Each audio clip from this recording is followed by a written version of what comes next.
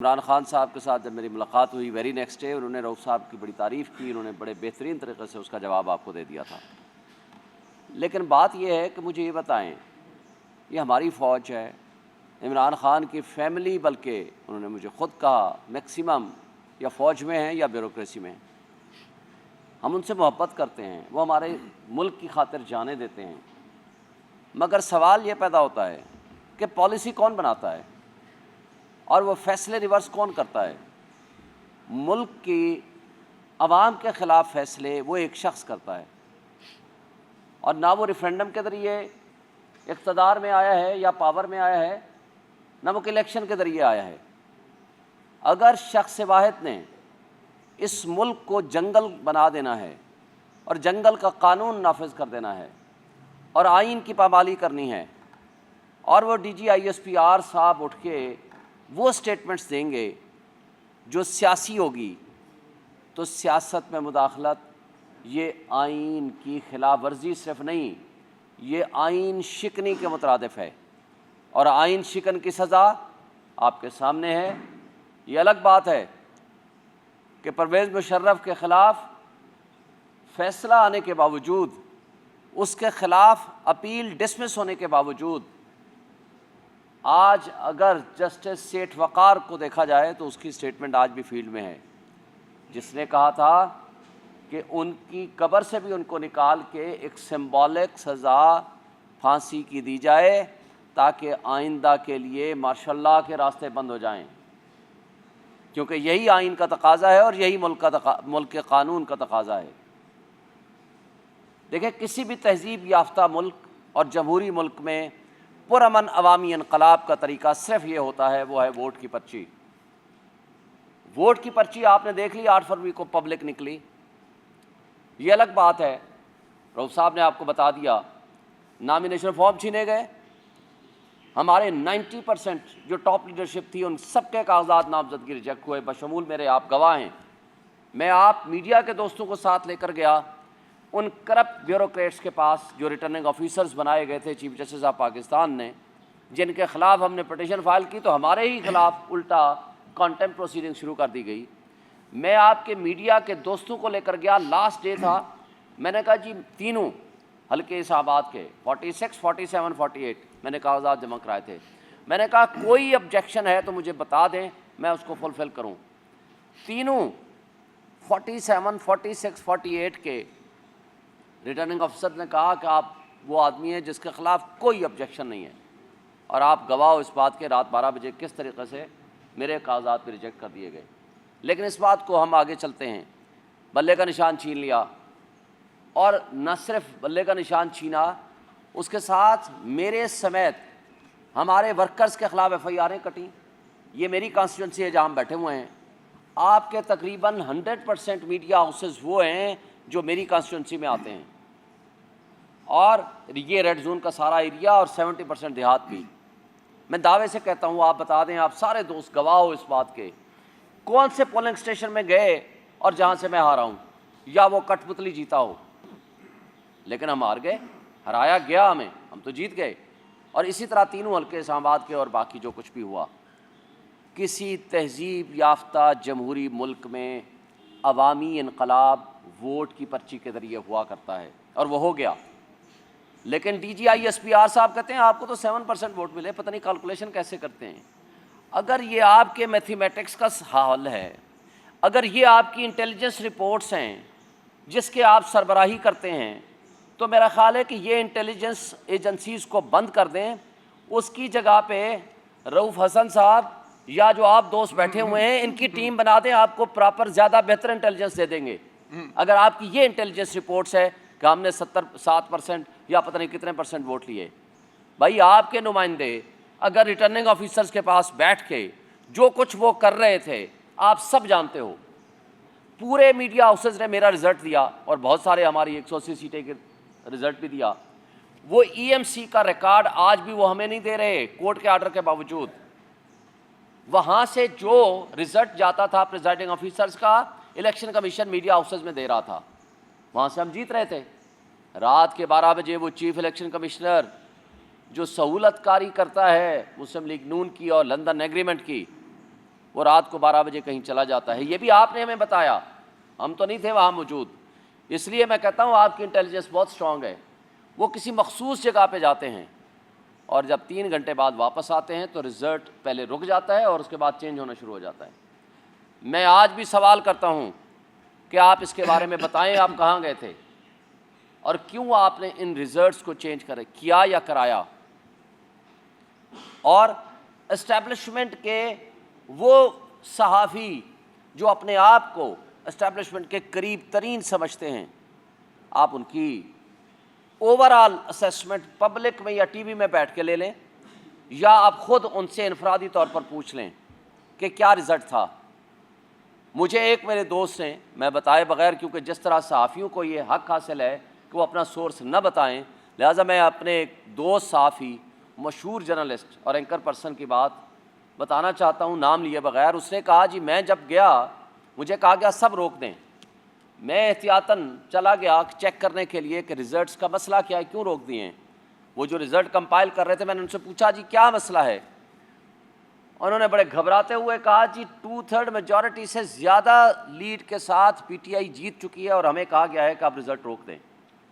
ہم مجبور ہو گئے ہیں رزلٹ روکنے پہ. خیر یہ الگ بات ہے. مجھے یہ بتایا جائے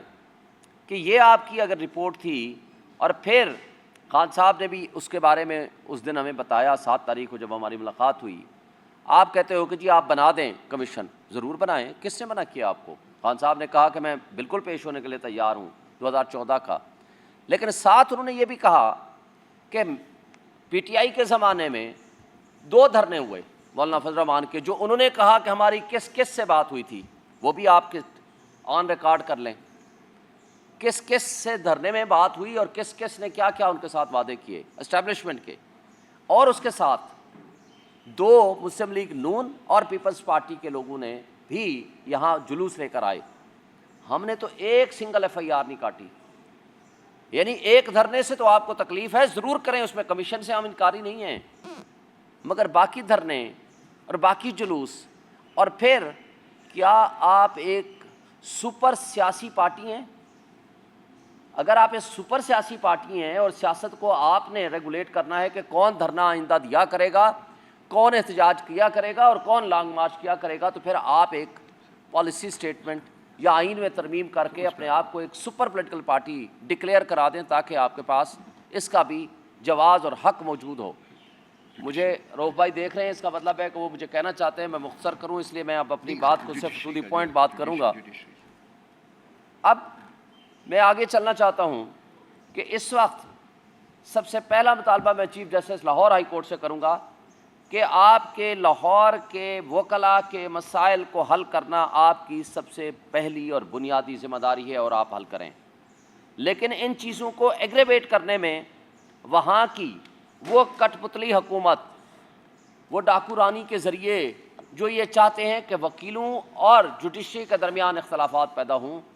تو اس حوالے سے میں وکلاء نمائندوں سے بھی ریکویسٹ کروں گا کہ آپ فوکسڈ رہیں تاکہ جسٹس سسٹم کے اوپر جو کچھ اٹیک ہماری انٹیلیجنس ایجنسیز کر رہی ہیں, اور جس انداز سے انٹیلیجنس ایجنسیز کا رول آ چکا ہے آپ کے سامنے, جو اسلام آباد ہائی کورٹ کے معزز 6 جج صاحبان نے لکھ کے دیا, اس کے پیرا نمبر پہلے میں لکھا ہوا ہے, پہلے پیرے میں, کہ عمران خان کے خلاف فیصلہ لینے کے لیے پریشر ڈالا گیا. اور ایک جج کے آپ کو پتہ ہے باقی تفصیلات, کس طرح برادر نسبتی کو اٹھایا گیا, بیڈ رومز میں کیمرے لگائے گئے, کیسے ججز ہاسپٹلائزڈ ہوئے, اور وہ ساری تفصیل آپ کے سامنے آ چکی ہے. اور آج ساری ہائی کورٹس اور لوور جوڈیشری یہ لکھ کے دے چکے ہیں, سپریم کورٹ میں آپ کے سامنے ہے, کہ آج یہ اوپن سیکرٹ ہے کہ انٹیلیجنس ایجنسیز دباؤ ڈالتی ہیں سیاسی کیسز میں تاکہ اپنے مقاصد حاصل کر سکیں اور اپنے جو ان کے مخالف ہیں یعنی پی ٹی آئی, ان کے خلاف فیصلے لے سکیں. کیونکہ اور تو پولیٹیکل پارٹیز تو کوئی ان کا مخالف ان کے بقول کوئی نہیں ہے, چونکہ باقیوں کو تو انہوں نے گود لیا ہوا ہے,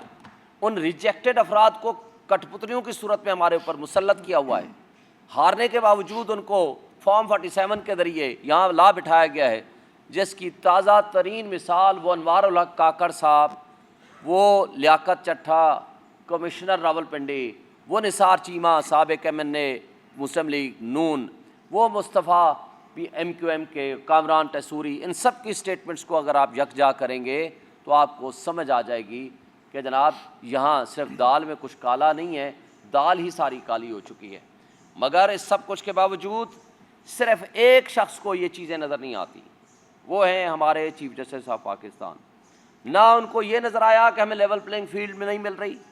نہ ان کو یہ نظر آیا کہ ہمارے کاغذات نامزدگی چھینے جا رہے ہیں، نہ ان کو یہ نظر آیا کہ ہمارے انٹرا پارٹی الیکشنز جو ہیں وہ درست ہوئے ہیں۔ وہ کہتے ہیں نہیں درست نہیں ہوئے۔ پاکستان کے کانسٹیٹیوشن کو انہوں نے ایک پارٹی کے کانسٹیٹیوشن کے تابع کر دیا، اور ان کے بقول یہ ریٹرننگ آفیسرز جنہوں نے یہ الیکشن کرانے ہیں یا کرائے تھے وہ فرشتے ہیں، جوڈیشری کے ذریعے الیکشنز نہیں ہوں گے۔ اس سب کچھ کے باوجود میں اور الیکشن کمیشن کی وہ تمام تر حرکتوں کے باوجود جو کچھ انہوں نے کی، لیکن آج بھی اعتراض ان کو اگر ہے تو PTI کے انٹرا پارٹی الیکشنز کے اوپر ہے، اور جو کردار انہوں نے خود ادا کیا ہے ان الیکشنز میں وہ ان کو ذرا برابر بھی نظر نہیں آ رہا۔ یہ اسی طرح کی بات ہوئی، کمیشنز کے بارے میں بڑی تفصیل کے ساتھ آپ کو بتا دیا، لیکن ایک بات 24 مارچ 1971 کو، یہ ریکارڈ کی بات ہے، یحییٰ خان جاتا ہے وہاں ڈھاکہ میں اور ان کو کہتا ہے کہ ہم نے تمام مسائل بات چیت کے ذریعے حل کریں گے، کیونکہ سب سے بڑی پولیٹیکل پارٹی عوامی لیگ جیت چکی تھی 160 سیٹیں آؤٹ آف 162۔ ان کو کہا جی آپ سے بات چیت کے ذریعے حل کریں گے، بیٹھ کے سیٹل کریں گے۔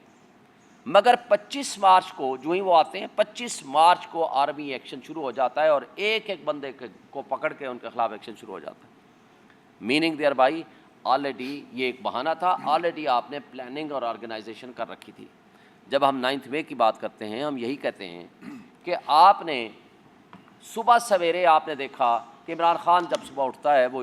اپنے اسلام آباد کی طرف آتے ہوئے، جس میں بیل اس نے اپلائی کر رکھی تھی اور جس میں تھم امپریشن کے پروسیس میں تھے اور عدالت کی تحویل میں تھے، وہ صبح نکلتے وقت کہتے ہیں کہ اگر کسی نے گرفتار کرنا ہے تو میں بغیر ریزسٹنس کے گرفتاری دوں گا، مجھے صرف وارنٹ آف ارسٹ دکھا دینا ہے۔ مگر کیا ہوتا ہے، ان کو اٹھایا جاتا ہے، CCTV فوٹیجز وہ سارے چوری کیے جاتے ہیں اور آج تک اسلام آباد ہائی کورٹ کو نہیں ملے، اور اس کے بعد جو کچھ بھی ہوگا۔ اور ودن فیو آورس 10,000 ہمارا ورکرز کیسے آپ نے اٹھا لیا، 16 بندے ہمارے شہید کر دیے، کئی پیرالائزڈ ہیں، کئی سینکڑوں زخمی کر دیے، اور پرامن احتجاج لوگ کرنے کے لیے نکلے۔ اور آپ نے سارے آج سپریم کورٹ اور ہائی کورٹس میں یہ آ چکا ہے، لکھ کے یہ دے چکے ہیں کہ ہمارے CCTV فوٹیجز ان تمام انسٹالیشن سے جی خراب تھے یا غائب ہیں۔ بھئی کس نے غائب کیے ہیں؟ اسلام آباد ہائی کورٹ سے لے کر آپ کے کور کمانڈر ہاؤس تک، اور پھر اس کے بارے میں کوئی کچھ نہیں کہتا۔ وہ یہ کہتے ہیں، خود کہتے ہیں کہ 2 بجے سے لے کر رات کے 8 بجے تک، یہ 1:30 بجے سے بلکہ جلوس نکلتا ہے، جی جا رہا ہے 150-200 بندہ، لیکن کوئی ایک نہ پولیس والا، نہ ان کی اپنی ارینجمنٹ سیکیورٹی، نہ کوئی راستے میں کوئی ان کو روکتا ہے۔ اور وہاں یہ خود بتاتے ہیں کہ جناب کہا جا رہا ہے کہ باہر اندر نہ جائیں، لیکن کیسے ہوا، کیا ہوا، وہ CCTV فوٹیجز غائب کر دی گئی، اور اس کی بہت ساری تفصیلات آپ کے سامنے بھی آ چکی ہیں۔ مگر آپ نے دیکھا کہ پرسوں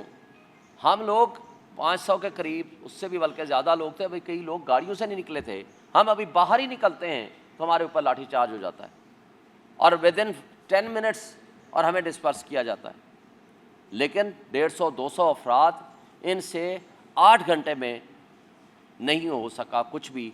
کیا اس IG کو، چلے میں کہتا ہوں وہ ملا ہوا تھا یا نہیں ملا ہوا تھا، کیا IG اسی IG ہے نا جو ڈاکٹر عثمان ابھی بیٹھا ہوا ہے، جو تمغہ لیتے ہیں دیتے ہیں، اس کے خلاف نیگلیجنس کا بھی مقدمہ بنا؟ اور اگر نہیں بنا